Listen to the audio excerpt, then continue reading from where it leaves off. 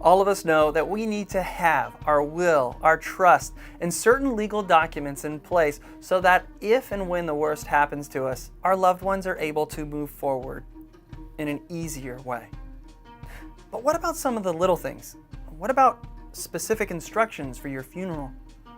What about all the passwords and logins? What about any letters or last pieces of communication that you want to leave behind? Or how about the stuff that you do around the house that your spouse has no idea how to handle? This is where a legacy drawer comes in handy.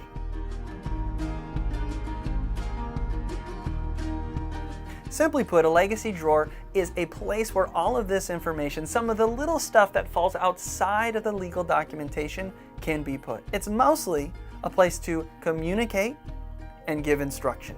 Storing the legacy drawer traditionally has been done by paper.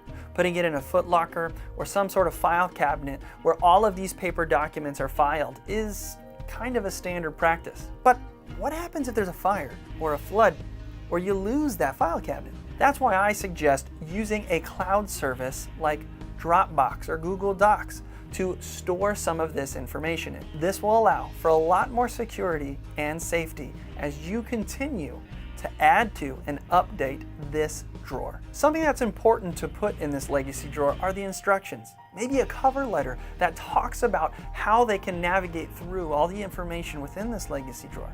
Or instructions for certain things that you know they're going to stress about if you go. How the funeral should be structured. How to make sure they do things around the house. For example, for me, my wife has no idea how to manage the sprinkler system on the grass in our yard. But also big things.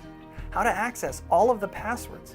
How to pay certain online bills. Anything that you can think of that your family is dependent upon you for, write these down and give them instructions. This is also a great place to leave very important documents, things like will and trust documents, or any other proof of ownership documents like title work for certain vehicles or other accounts or even your home.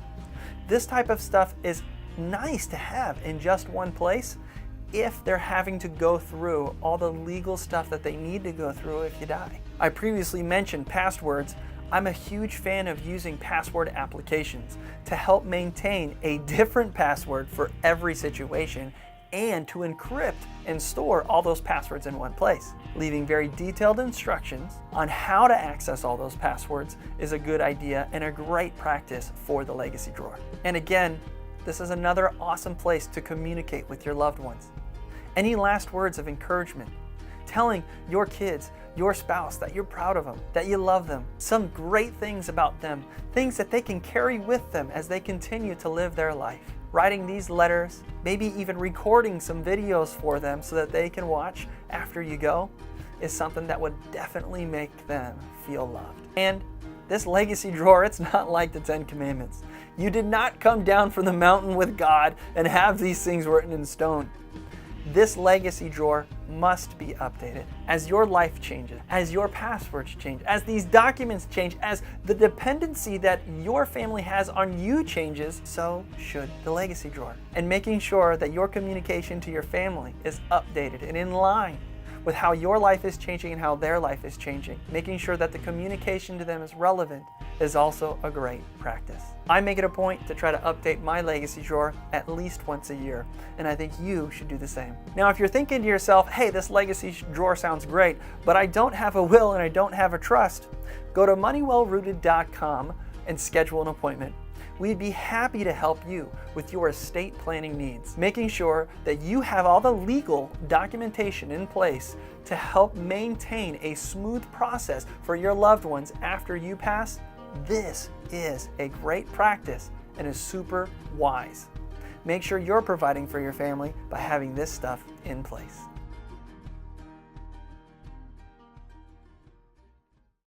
Most people fall into YouTube holes that aren't productive. Subscribe or check out some of our other videos by clicking over here, and I promise it'll be a YouTube hole worth your while.